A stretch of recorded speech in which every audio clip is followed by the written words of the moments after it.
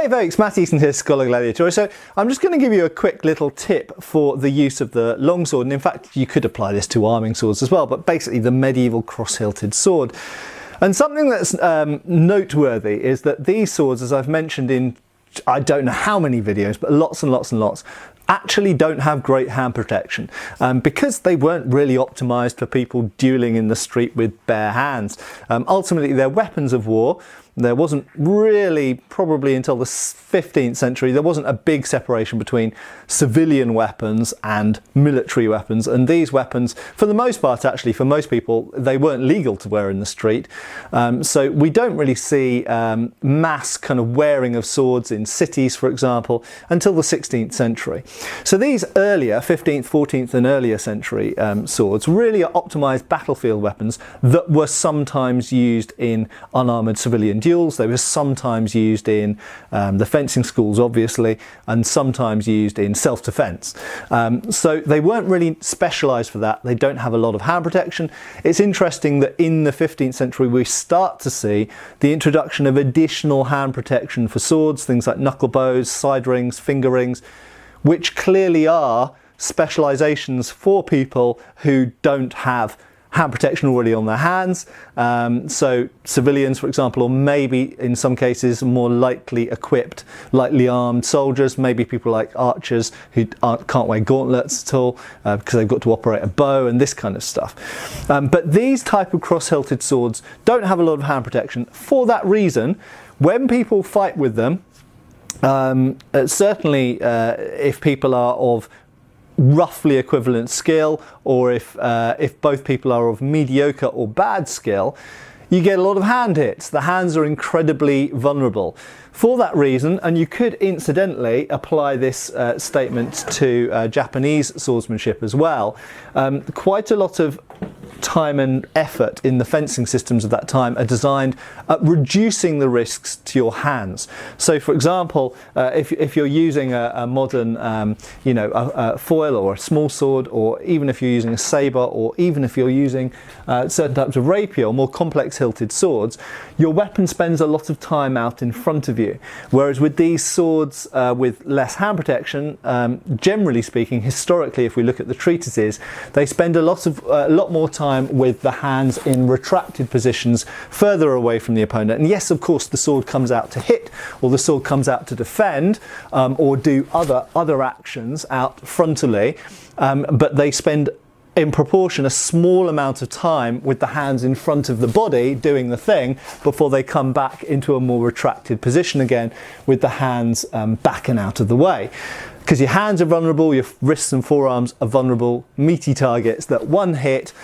At the end of the day, it's very impressive to cut through massive tatami mats and do multiple cuts through tatami mats while standing next to them. But at the end of the day, if you're doing a great big swing at someone and they just go bam into your hand, into your bare hand, and sever a couple of your fingers with a relatively small snap cut, you're not going to be able to use your sword very effectively and do that great big 3 tatami mat hewing blow that you hoped that you were going to be able to.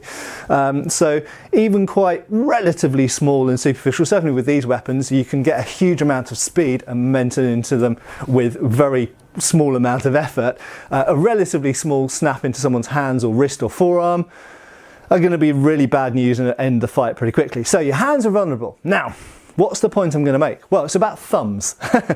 So I have made this point before, but I think a very long time ago. So something we find with cross-hilted swords, particularly guarding on the inside line, is that the thumb often gets hit. Now, that's the reason I have this foil here, because I just thought it was probably the easiest way to demonstrate.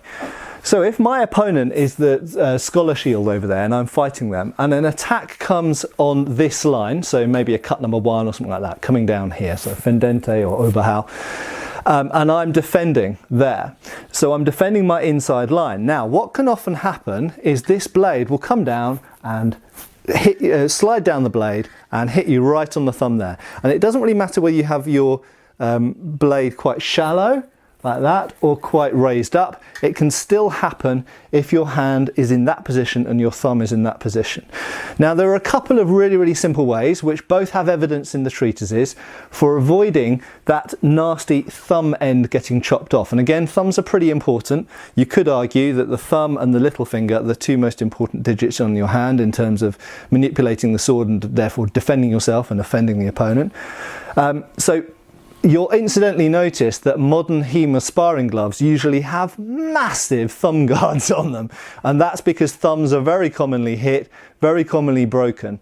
Now, we're using massive great HEMA sparring gloves. If we weren't wearing those sparring gloves, if you've just got bare hands or thin leather gloves that you might wear around town, clearly one of those blows, or even a much weaker blow from a sharp sword, is going to be really bad news to your thumb. And if your thumb end is lopped off, yes, you might still be able to fight, you might still be able to use your sword, but it's certainly going to impede you somewhat. Okay, so the blow has come over here and hit you on the thumb. How can I prevent that from happening? Well, first of all, yes, there is angulations of the sword you can do to reduce that risk. But there's two very simple things. Number one is stick the thumb up, and I'm a big fan of this, and I've referred to this before. You can see, obviously, if you're doing Lichtenau, if you're doing one of the most popular German schools of longsword, the thumb is often actually placed on the flat of the blade, and this gets the thumb completely out of the way. Certainly if you're defending in this kind of line here, there's no visible thumb to be hit here now, because you'll notice what you've done is you've created a void down here between the fingers and the thumb, so it's not really there anymore. Yes, it might come down and hit there. That's obviously bad and you want to avoid that, but nevertheless the thumb end is out of the way. In Italian treatises, we don't really see the thumb placed against the flat of the blade very much. There's some evidence in Marozzo for it being done, maybe, but generally speaking, we don't do the same types of kind of winding movements that you get in German. We don't really have anything like a Zwerchhau, for example, in the Italian treatises. But there is some evidence in some of the art that the thumb is sticking up like that behind the blade. So that's one way to avoid it. The other way, interestingly, is to move the hand down from the crossguard. And I know that some people are a big fan of this. This is only possible, really, if you've got a long enough hilt.